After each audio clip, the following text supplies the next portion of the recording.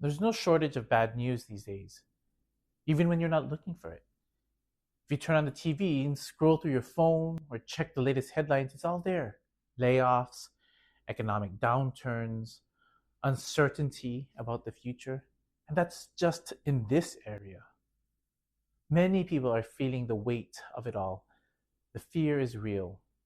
And around the world, there are ongoing wars and humanitarian crises. It's a lot. And when we are surrounded by so much uncertainty, it's easy to feel like we have no control. Jesus, in today's gospel, gives us a different challenge. It's essentially asking us, what are we feeding? He says, if your hand causes you to sin, cut it off. If your eye causes you to sin, pluck it out. Jesus is using this strong language to make a point. Whatever is leading us away from God, whatever is keeping us trapped in fear, we need to cut it off. Yes, even for me, that sounds a little bit extreme. But for many of us, it might not be our hand or eye, but may be our consumption of fear-inducing news. Maybe it may be a habit of refreshing your feeds throughout the day rather than only a few times in a day. It could be jumping from one crisis to the next, all of which can cause our worries and anxiety to skyrocket through the roof. Now, I'm not saying that we shouldn't stay informed. Yes, we should definitely receive the information to stay connected with what's going on in the city, in the country, and in the world. But there's a difference between being informed and being consumed. If the first thing we do in the morning or the last thing we do at night is check our latest headlines, how might that be affecting our well-being, our mental health, or even our soul?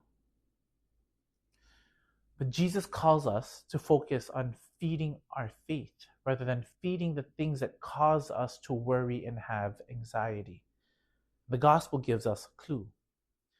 It's a line which can be overlooked, but it's a powerful one. It says, anyone who gives you a cup of water to drink because you belong to Christ will surely not lose his reward. Jesus is saying, even the smallest act of faithfulness matters. Let me say that again.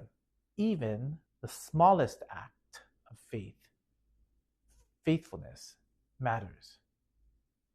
Maybe we can't control what's happening on the job market. Maybe we can't stop the economic shifts that are affecting so many families. But we can choose where we place our attention. We can choose to focus on what builds hope rather than what drains it. Ash Wednesday is less than a week away. Perhaps this lead up to the season of Lent is the opportune time for us to start thinking of what we might focus on, what builds and feeds hope. Instead of endlessly consuming bad news, can we perhaps take time for the good news? Can we limit how much fear-based media we intake each day? Can we root ourselves in prayer before scrolling through our worries? Can we shift our focus from what we can't control to the small, faithful actions we can exercise using our own agency? We aim to live in the world and not to be consumed by it. Jesus doesn't tell us to ignore reality. Rather, he does call us to see our realities through the eyes of faith. The world will always have uncertainty, but we are not called to live in fear. We're called to live in trust.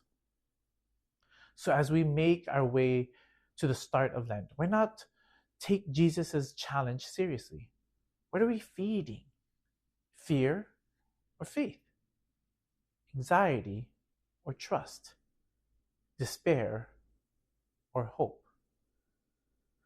Let's take time to cut off what drains us and lean into the one who sustains us.